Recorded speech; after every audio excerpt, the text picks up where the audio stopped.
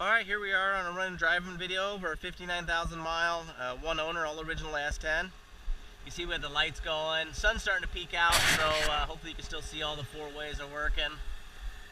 Temperature gauge is starting to come up. Still got a little cold weather condensation. It's only been running for a couple minutes. But we're gonna do our driving video and then we're gonna snap some pictures. But temperature gauge is just starting to come up. Here you can see it's got 59,900 miles before our drive. Blower motor works really good. It's nice and quiet. Factory stereo works good.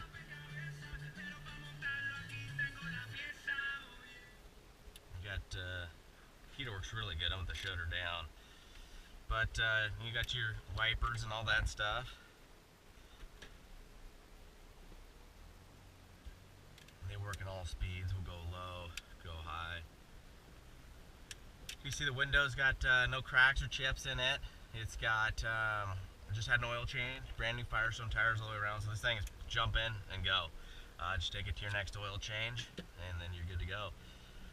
So we're gonna get on the highway here and then hopefully going to just take a little bit of back roads so you can feel the bumps and stuff like that and see the front end's nice and tight, do some stopping.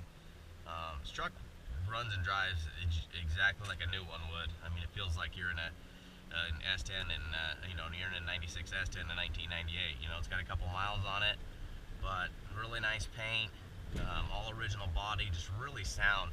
I mean, it's got super tight steering. I mean, you move that steering wheel a little bit, it's moving the whole body. Brakes are smooth and tight. Doesn't pull or shake or anything. It's just exactly pretty much how Chevrolet engineered it and built this thing. So you can see it's just really tight. I mean, there's no play in the steering box. Really nice recovery after you turn. There's no, tie rod issues, no ball joint clunk. I mean, it's, it's obviously 22 years old and it's got 59,000 miles and it's been used a little bit as a pickup by the older gentleman that owned it and bought it new, but it's pretty much as close as you get to perfect. Let's see here. We'll head out after this guy, since there's nobody after him, and just give it kind of just giving it just a normal little throttle to get rolling. Just giving it about a third of the throttle, maybe a quarter. Now I've floored it.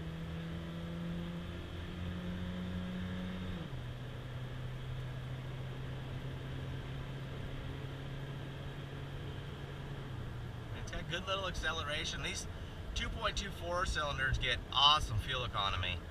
I mean, they're just a really easy truck to drive. They're super tight. I've had about 10 or 11 of this second gen S10 for personal vehicles myself, and I've actually been in an accident one with a full-size 3/4 ton Dodge Ram diesel, and it just performed awesome. It was super safe. We walked away from it with no issues. So I've always been a fan of these trucks. They're cheap to maintain. They're easy to maintain, tune-up wise, brakes.